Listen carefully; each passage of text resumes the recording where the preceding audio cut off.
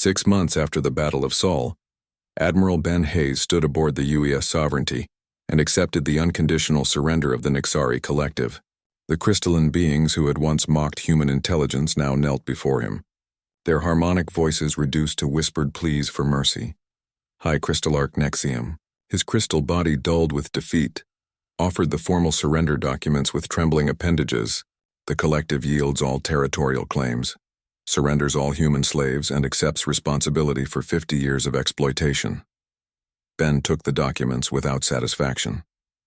Victory had come at a terrible cost, not in human lives, but in the destruction of the illusion that the galaxy could be a place of cooperation and mutual respect. The aliens had taught humanity that kindness was weakness, and humanity had learned that lesson too well. President Linda Morrison addressed the reformed Galactic Assembly from the chambers of New Earth Station, humanity's new diplomatic center. The old council chambers had been abandoned after their entire structure was revealed to be designed around suppressing human participation in galactic affairs. The age of systematic oppression ends today, Linda announced to representatives from 38 species, 9 fewer than had existed 6 months ago. The Karathi hegemony had collapsed entirely. The Zephyrian Empire had fragmented into warring provinces, and several smaller species had simply vanished from galactic affairs rather than face human judgment. The new galactic order will be built on genuine equality, enforced by human strength. Any species that accepts these terms will find humanity to be generous allies and trading partners. Any species that continues to dream of conquest and exploitation will learn why the galaxy trembled when humans stopped being nice. Dr. Lisa Kane led archaeological teams through the predecessor ruins on 17 different worlds, uncovering the truth about humanity's place in galactic history. The ancient structures had begun responding to human presence in ways they never had for other species, revealing technologies and records that painted a disturbing picture of the past. The predecessors were human, Dr. Kane reported to the Human Science Council. Not exactly like us, but definitely human in origin. They built a galactic civilization based on cooperation and mutual advancement, just like we tried to do. What happened to them? The same thing that almost happened to us. They trusted species that saw their kindness as weakness. They allowed themselves to be weakened by false allies until they could no longer defend themselves. The ruins contain warnings, technologies, and instructions meant for their descendants. The predecessor sites revealed advanced manufacturing techniques, defensive technologies, and historical records that explained why humans were so adaptable and why other species had feared their potential. Humanity's ancestors had once ruled a golden age of interstellar cooperation until they made the mistake of trusting those who plotted their downfall. Captain Sarah Lewis, now Admiral Lewis, oversaw the integration of liberated human populations into the expanding human confederacy. The former slaves had become some of humanity's most dedicated defenders, their experiences forging them into an unbreakable force for justice. The psychological transformation is remarkable, she reported to Admiral Hayes. These people have seen the worst that galactic civilization can offer, and they're determined to ensure it never happens again. The liberated humans brought with them detailed knowledge of alien weaknesses, tactics, and technologies. They had spent years observing their oppressors, learning how other species thought and fought. This intelligence proved invaluable as humanity worked to establish the new galactic order. Commander Ryan Bell, promoted to general after his successful rescue operations, established the Human Justice Corps, a military force dedicated to protecting vulnerable species from exploitation. The Corps included many non-humans who had been oppressed by the same species that had targeted humanity. "We're not interested in ruling the galaxy," Ryan explained to his Mixed Species Officer Corps. "We're interested in making sure that no species ever again experiences what humans went through for 50 years. The Silicon-based Pharaoh Collective had joined humanity after their liberation from Nexari crystal mines. The aquatic Meridians signed mutual defense pacts after humans helped clean their polluted oceans. Even some former enemies, like remnants of the Zephyrian Empire, requested protection from human Confederacy forces. Captain Jake Morrison, now commanding the exploration vessel UES Discovery, led humanity's first contact protocols for newly discovered species. The old approach of peaceful submission had been replaced with a doctrine of cautious strength. We approach every new species with respect, Jake explained to his crew, but we make sure they understand from the beginning that humans are not to be trifled with. We offer friendship to those who want it, protection to those who need it, and swift justice to those who threaten others. The galaxy had learned that humans kept their promises, both the good ones and the terrifying ones. Species that accepted the new reality found humanity to be generous and supportive. Those that continued to plot and scheme discovered that humans had very long memories and an infinite capacity for creative consequences. Ambassador Claire Watson, now serving as humanity's foreign minister, established what became known as the Terran Doctrine. Humanity would be as good a friend as you are to them, but would be a far worse enemy than you could imagine. The doctrine was simple, clear, and absolute in its application. We tried being the galaxy's nice neighbors for 50 years, Claire told the assembled alien diplomats. We were patient, forgiving, and generous to species that treated us like animals. That phase of human development is permanently over. The new galactic economy flourished under human protection. Trade routes that had been controlled by military powers were open to all species. Technologies that had been hoarded by advanced civilizations were shared freely. The galaxy became more prosperous and peaceful than it had been in centuries, but everyone understood that this peace was maintained by human strength.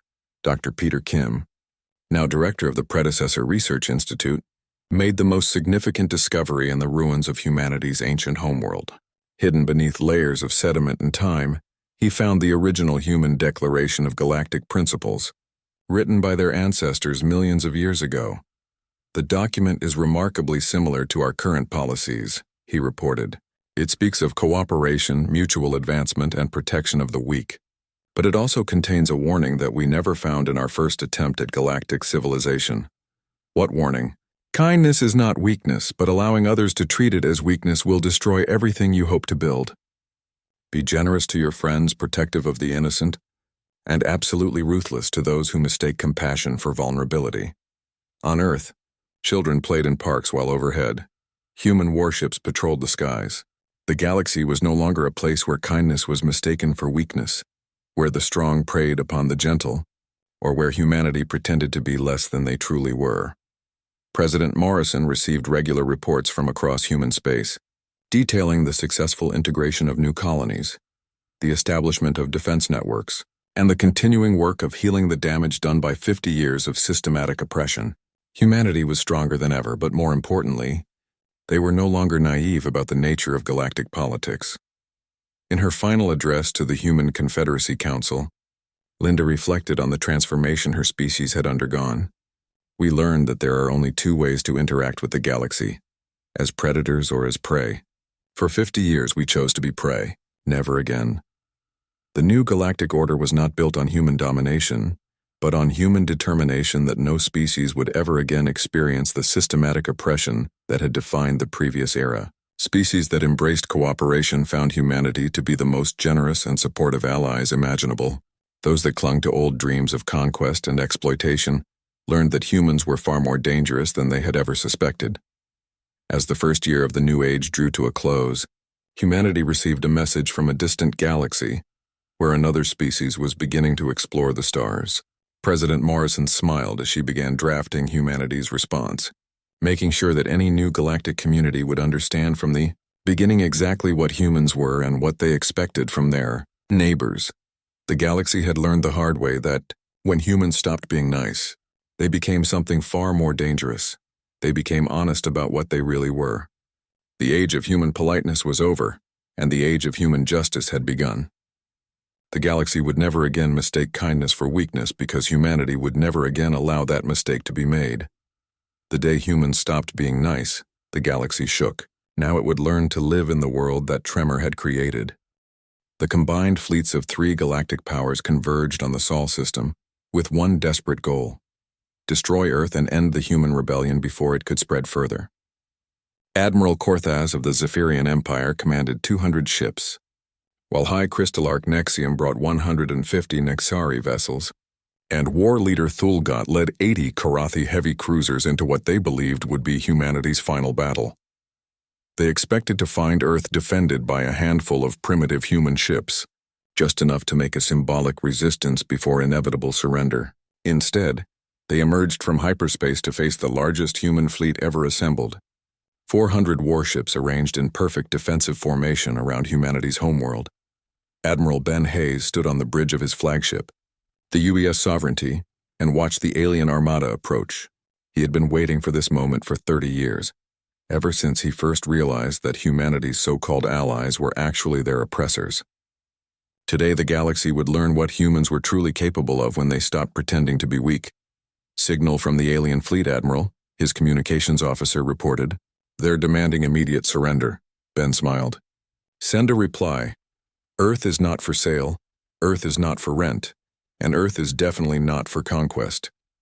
If you want it, come and take it. The Battle of Sol began when the Zephyrian vanguard opened fire on the human outer perimeter. Energy beams and plasma missiles streaked across space, only to be intercepted by defensive systems that the aliens had never suspected existed. Earth's orbital platforms, disguised as civilian habitats for decades, revealed themselves as heavily armed fortresses that could stop battleship-grade weapons. President Lyndon Morrison addressed the galaxy from her command bunker beneath Geneva, her words broadcast on every frequency that intelligent species used for communication. To every species watching this battle, understand what you are seeing. For 50 years, you have treated humans as inferiors, as servants, as slaves. Today you learn the truth about what we really are. The human fleet moved like a single organism, executing maneuvers that violated everything the galaxy knew about space combat. Ships that should have taken minutes to change course spun on their axes in seconds. Formations that appeared solid suddenly scattered like smoke, only to reform in impossible configurations that left enemy targeting systems confused and ineffective.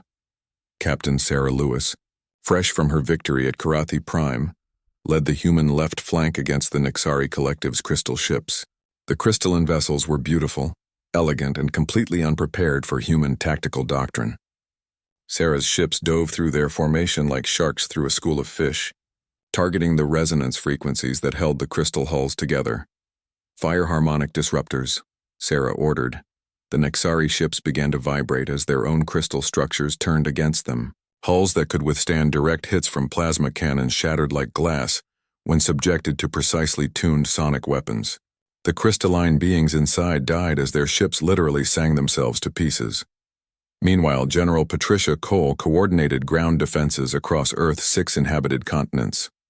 The aliens had assumed that orbital bombardment would force immediate surrender, but they had not accounted for the planetary shield network that humanity had secretly constructed over the past 2 decades. Defense.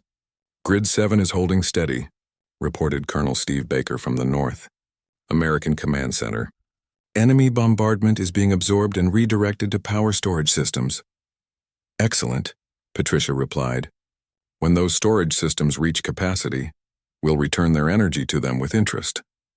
On Luna Base, Dr. Lisa Kane monitored the battle while her research teams analyzed captured alien technology. The antidote program had been so successful that human performance was now exceeding historical baselines.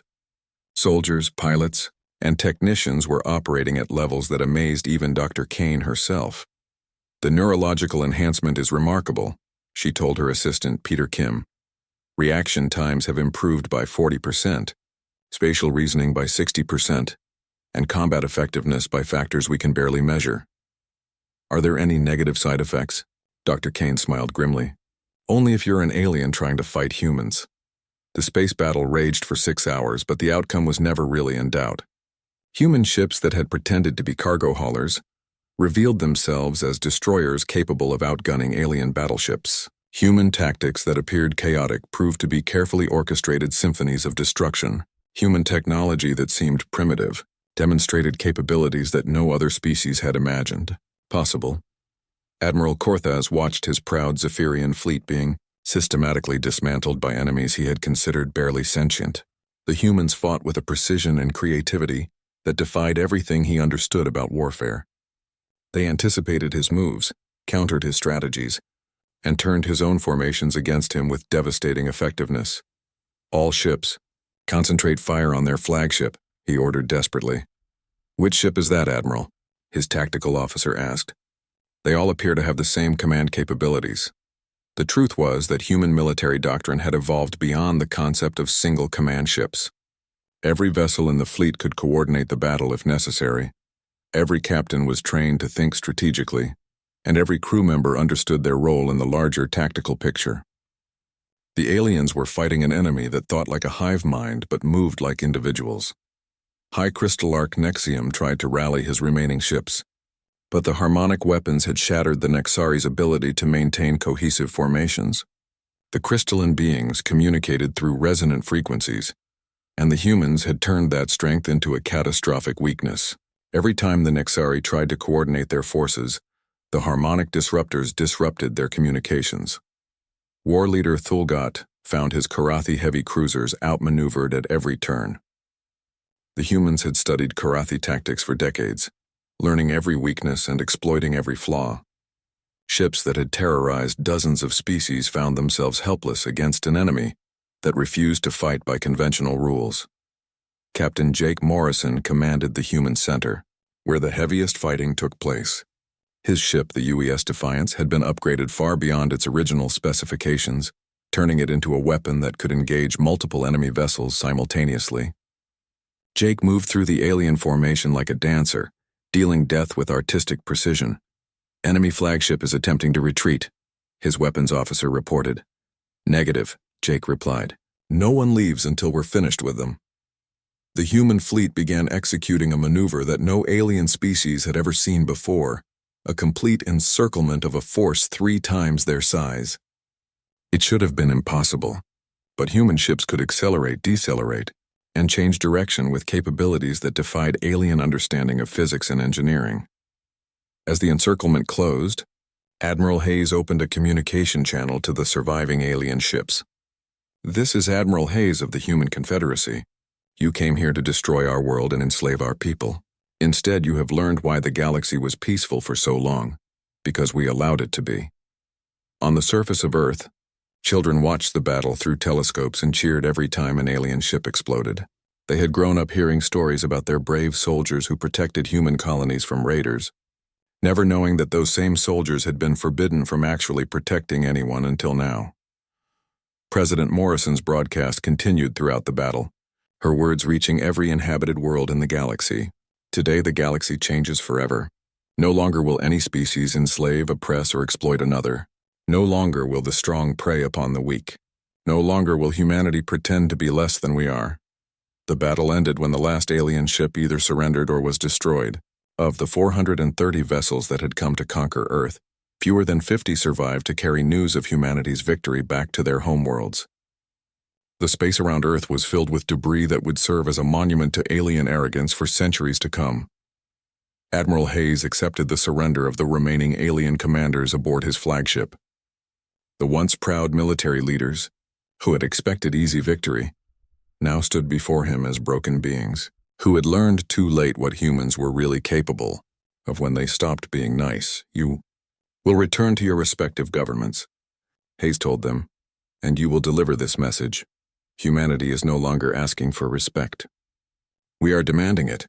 Any species that wishes to continue the old ways of oppression and exploitation will face the same fate as your fleets." As the alien survivors departed, carrying with them the news that would reshape galactic civilization, President Morrison made her final announcement. "Let this day be remembered throughout the galaxy. Let it be known that when humans stopped being nice, the galaxy learned to be afraid. The war was not over, but the galaxy's understanding of humanity had changed forever. They had tried to break the humans through 50 years of systematic oppression, but they had only succeeded in teaching humanity to hide their true nature until the moment of revelation. That moment had arrived, and the galaxy would never be the same." President Linda Morrison stood before the United Earth Assembly in Geneva and looked out at faces that had not shown this much determination in 50 years. News of humanity's withdrawal from the Galactic Accords had spread across human space in less than 6 hours, and the response had been immediate and unanimous. "For 5 decades, we have tried to be good galactic citizens," Linda said, her voice carrying to every human world through quantum communication networks. "We have followed their rules, accepted their insults, and watched our people suffer in silence. We believed that kindness would be rewarded with kindness. We were wrong." In the assembly hall, representatives from every human colony nodded grimly. Many of them had lost friends and family to alien raiders, alien slavers, and alien arrogance. They had spent years filing complaints that were ignored, requesting help that never came, and watching their people treated like animals by species that claimed to be more civilized. Today that ends, Linda continued. Today we stop pretending that weakness is the same as virtue. Today we remind the galaxy what humans are really capable of when we stop being nice. Admiral Ben Hayes received the President's broadcast aboard his flagship, the UES Liberty, currently docked at Titan Station for what the aliens called mandatory inspection. The Nexari inspector, a tall crystal being named Shardix, was going through the ship's weapon systems with obvious contempt. "Your military technology is quite primitive," Shardix said, his voice sounding like breaking glass. "These energy weapons could barely damage a cargo hauler. It is fortunate that more advanced species protect you from real threats." Ben smiled for the first time in months. "You're absolutely right. These weapons are completely inadequate." He activated his personal communicator. "Chief Engineer Rodriguez, please begin Protocol 7. Throughout the ship, hidden panels slid open to reveal weapon systems that had been concealed for decades. Plasma cannons, fusion torpedoes, and particle beam arrays emerged from storage compartments that the aliens had never suspected existed. The ship's true armament was revealed, and it was enough to destroy entire fleets. Shardix stared in shock as the ship transformed around him. "This is impossible. The Galactic Accords prohibit such weapons." "We're not part of the Galactic Accords anymore," Ben said pleasantly. "Security, please escort our guest to the shuttle bay." On the mining world of Kepler Prime, Helen Brooks watched the President's speech with 3,000 other human workers. They had been laboring in the crystal mines for 12 years, extracting valuable minerals that the Nexari sold throughout the galaxy. The working conditions were terrible, the pay was minimal, and their alien overseers treated them like slave labor. When the speech ended, Helen stood up and turned off the machinery. Around her, every other human worker did the same. The mines fell silent for the first time in decades. Overseer Crescital burst into the main chamber, his crystal body glowing red with anger. "Why have you stopped working?" "Production quotas must be maintained. We quit," Helen said simply. "You cannot quit. Your contracts require 5 more years of service." Helen smiled. "Our contracts were with the human government that was part of the Galactic Accords. That government just dissolved itself. We don't work for you anymore." The Nexari overseer tried to activate the control collars that all human workers were required to wear, devices that could deliver painful electric shocks to enforce obedience. Nothing happened. The collars had been quietly sabotaged months ago by human engineers who had been waiting for this moment. "You will return to work immediately, or face punishment." 3,000 humans laughed at the same time. The sound echoed through the mine tunnels like thunder. Crescital suddenly realized that he was one crystal being surrounded by 3,000 humans who were no longer afraid of him. On Earth, Dr. Lisa Kane worked frantically in her laboratory to reverse decades of chemical suppression. Her research teams had discovered that the compounds affecting human development were incredibly sophisticated, designed to suppress not just physical capabilities but also aggressive instincts and tactical thinking. "The antidote is surprisingly simple," she told her staff. "Basic human metabolism can neutralize these compounds within 72 hours if we stop consuming the contaminated supplies and take these supplements." Dr. Kane's assistant, a young scientist named Peter Kim, looked up from his analysis. "Doctor, the effect on physical performance is dramatic. Test subjects are showing strength increases of 40% within the first day. What about psychological effects?" "Increased confidence, improved reaction times, and enhanced strategic thinking. It's like watching people wake up from a 50-year coma." Meanwhile, Commander Ryan Bell prepared for the first military operation under humanity's new doctrine. His target was the slave processing center on Karathi Prime, where humans from Haven's Rest were being prepared for sale throughout the galaxy. His team consisted of 50 Marines who had volunteered for what everyone expected to be a suicide mission. "Remember," Ryan told his team as they prepared to deploy, "we're not bound by the old rules anymore. We don't have to fight fair. We don't have to show mercy to slavers, and we don't have to worry about alien sensibilities. Our only job is to bring our people home." The Marines checked their equipment one final time. Like Admiral Hayes's ship, their gear had been heavily modified in secret. What appeared to be standard human military equipment was actually far more advanced than anything the aliens had seen. Human engineers had spent decades developing superior technology while pretending to be primitive. Captain Jake Morrison received new orders while his ship, the UES Defiance, patrolled the edge of human space. The message was simple. All restrictions on human military operations were hereby lifted.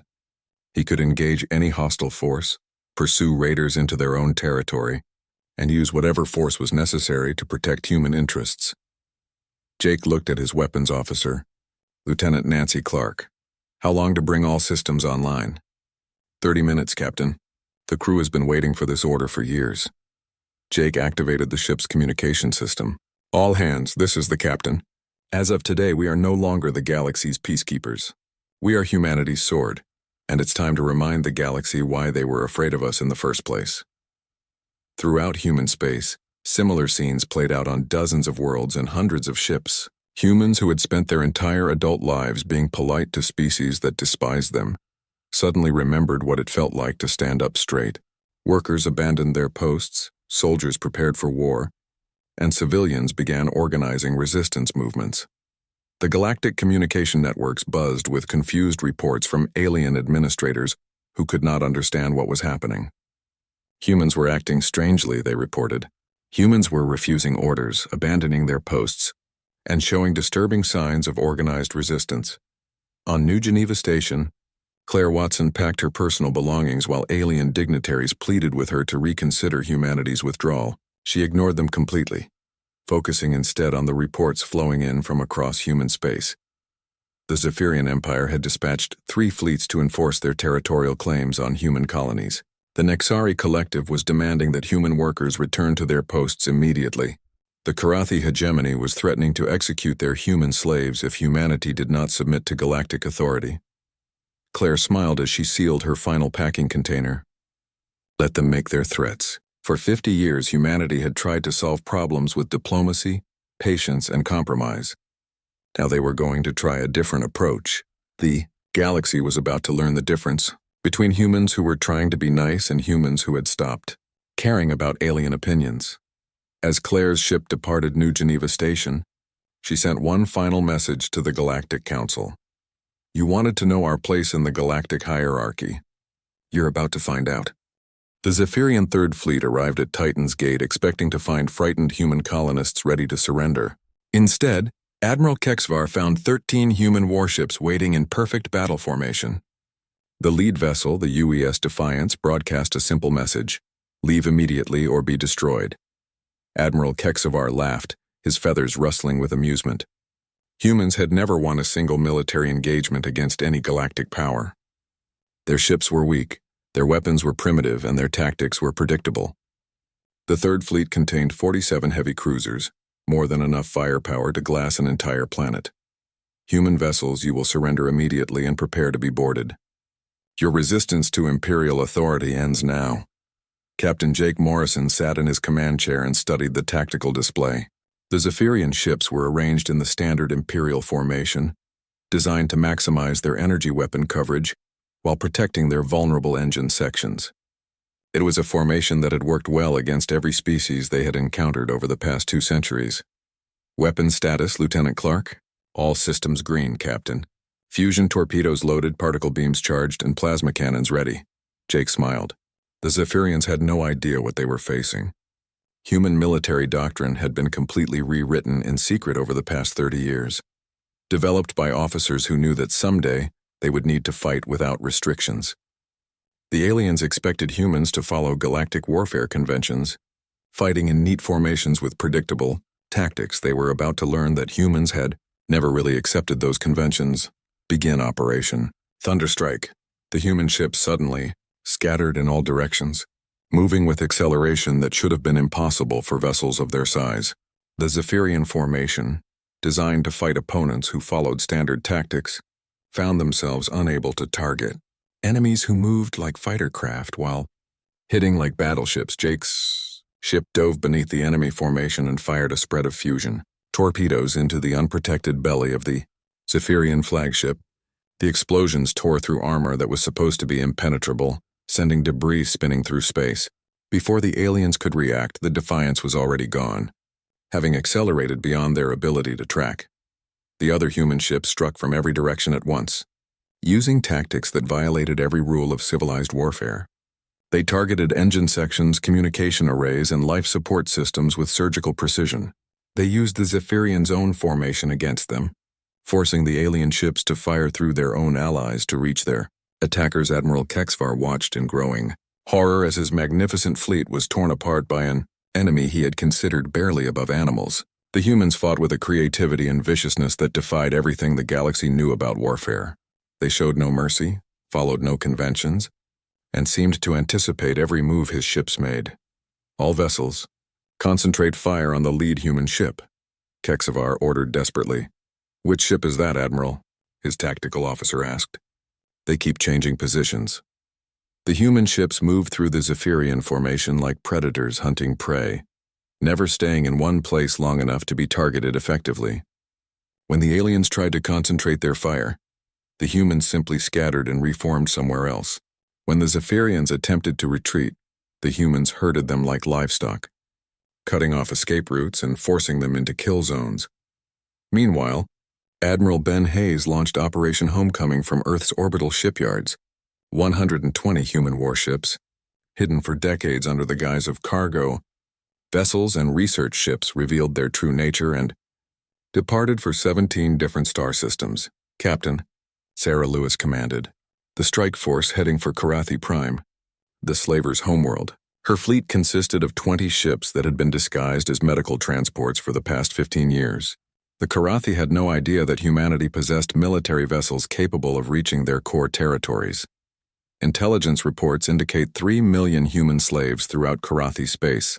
Sarah told her officers during the final briefing, "Our job is to free them all and make sure the Karathi never take another human alive." The fleet emerged from hyperspace directly above Karathi Prime's largest city, catching the local defense forces completely off guard.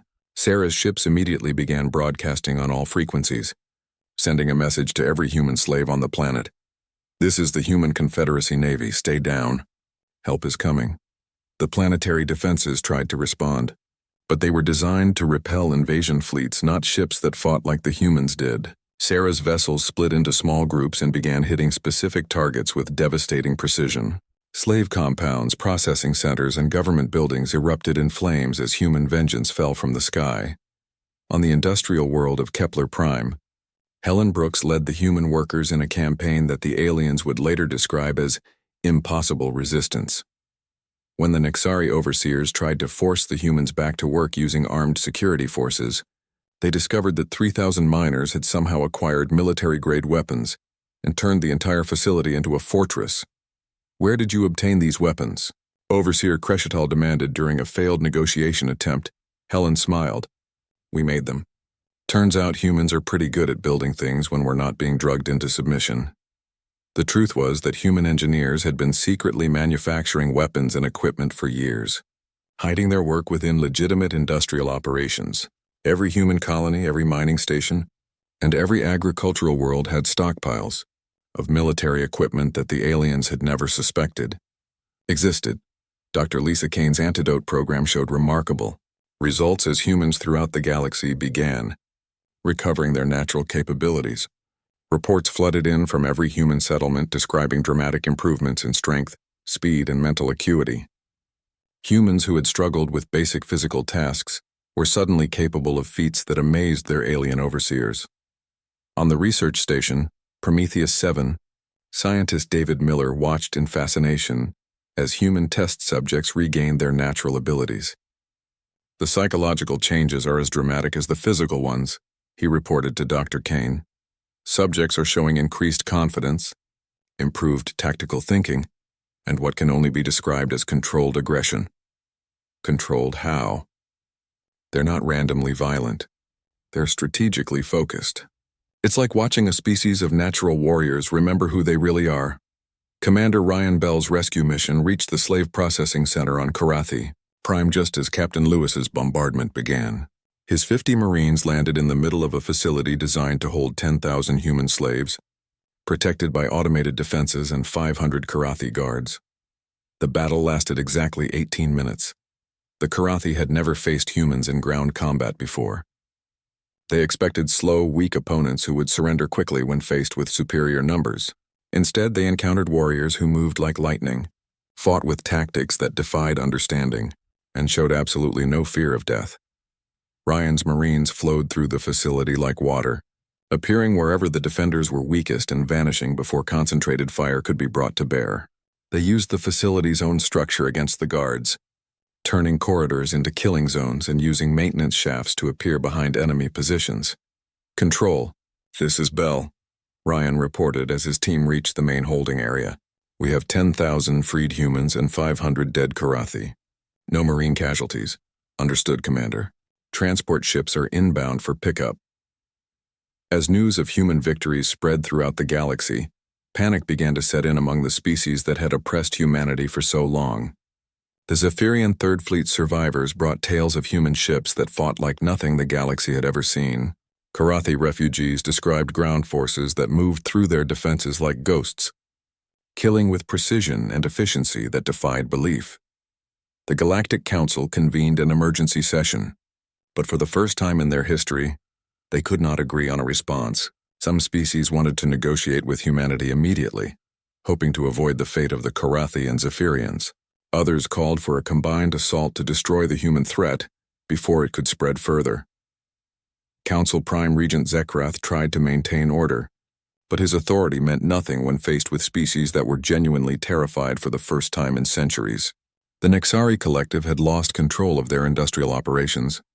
The Karathi hegemony was collapsing under human assault, and the Zephyrian Empire was demanding immediate military support. "Perhaps," suggested Ambassador Feltar of the Meridian Collective, "we should consider that we may have misjudged human capabilities."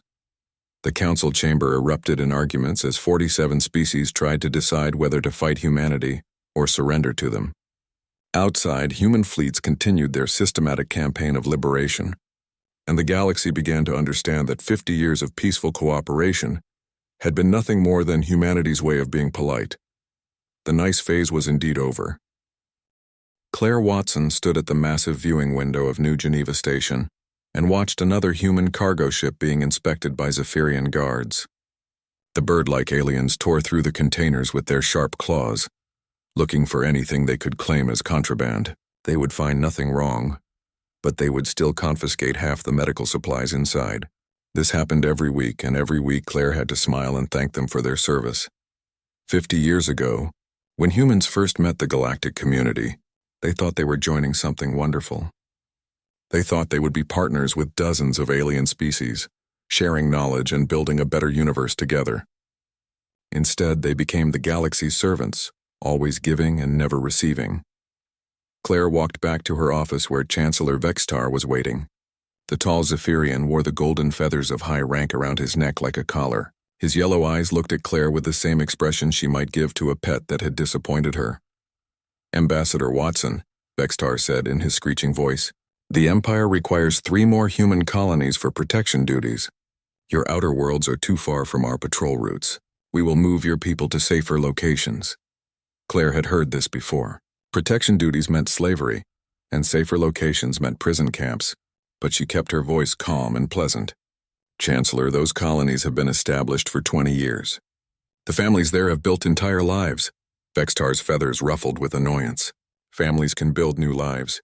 The Empire's decision is final. You have 30 days to evacuate your people, or we will evacuate them for you."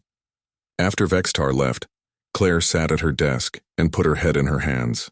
Through her window, she could see the Nexari Collective's crystal ships docking at the station's research base. They were here to collect humanity's latest technological developments, which they would claim as their own work. The Nexari had been doing this for decades, taking human innovations and selling them back to humans at inflated prices. Captain Jake Morrison's voice came through her communication device. "Ambassador, we have a problem at Haven's Rest. Raiders are attacking the agricultural settlement." Claire closed her eyes. "How many ships do they have?" 12 Karathi vessels, heavy cruisers. My ship is the only one in range, but you know the rules." Claire knew the rules very well. Human military ships could only engage in combat if they were directly attacked first. They could not help settlements under attack. They could not pursue raiders. They could not even fire warning shots. The Galactic Council called this the Peace Preservation Protocol, but Claire knew it was really the Human Suppression Protocol. Understood, Captain. Document everything and file a complaint with the Council. Yes, Ambassador. Claire turned off the communication device and stared at the wall. How many more times would she have to watch her people suffer while she filed useless complaints? How many more times would she have to smile at aliens who treated humans like livestock? Dr. Lisa Kane knocked on Claire's door and entered without waiting for permission. The scientist looked angry, which was unusual for her normally calm demeanor. Claire, I need to show you something. I've been analyzing the medical data from our colonies. Lisa activated a holographic display that showed human biological statistics over the past 50 years. Look at these strength and endurance measurements. Our people are performing at 60% of baseline human capacity. What does that mean? It means someone has been poisoning us. These readings show systematic suppression of human physical development. Someone has been adding compounds to our food supplies that make us weaker, slower, and less aggressive. Claire stared at the data. Who would do this? Someone who wants to keep us weak. Someone who knows what humans are really capable of when we're not being drugged into submission. Before Claire could respond, her emergency communication system activated. Captain Morrison's voice was tight with controlled rage. Ambassador, Haven's Rest is gone. 8,000 colonists taken by Karathi slavers. My crew watched it happen from 12 light minutes away because of those damned rules. Claire felt something cold settle in her stomach. Casualties? None reported dead, but that's because they want them alive for the slave markets. My daughter Amy was visiting the colony for agricultural inspections. She's gone, Claire. Amy Watson Morrison was Claire's own daughter, a Marine colonel who had been working to improve food production on the outer colonies. Claire had not seen her in 6 months because of diplomatic duties, and now she might never see her again. File the complaint, Captain. I'll take it to the Council immediately. 2 hours later, Claire stood in the Grand Chamber of the Galactic Council. Representatives from 47 species sat in their designated areas, most of them not even paying attention to her words. She presented evidence of the Karathi attack, including sensor logs and testimonies from nearby ships. Council Prime Regent Zekrath, a slug-like being from the hegemony, listened with obvious boredom. When Claire finished her presentation, he spoke in his wet, bubbling voice. Ambassador Watson, the Council finds insufficient evidence of illegal activity. The Karathi were operating within their territorial claims. If humans choose to establish colonies in disputed regions, they must accept the consequences. 8,000 people were taken as slaves, Claire said, fighting to keep her voice steady. The Council does not recognize human definitions of slavery. Different species have different labor relationships. Perhaps humans should learn their place in the galactic hierarchy, instead of complaining about every minor inconvenience. Claire looked around the chamber. She saw species she had negotiated with for years, species she had helped during their own crises, species who had benefited from human generosity and technology. None of them met her eyes. None of them spoke in her defense. She reached up and slowly removed the diplomatic insignia from her uniform collar. The small pin that had represented 50 years of human hope and cooperation fell to the chamber floor with a tiny metallic sound that seemed to echo in the sudden silence. Humanity withdraws from all galactic accords, Claire said quietly. Effective immediately. She turned and walked out of the chamber, leaving behind 5 decades of trying to be the galaxy's good neighbors. Behind her, she could hear the aliens beginning to argue among themselves, but she did not look back. As she walked through the station's corridors toward her ship, Claire activated her personal communicator and sent a single message to Earth, to every human colony and to every human ship in space. The nice phase is over.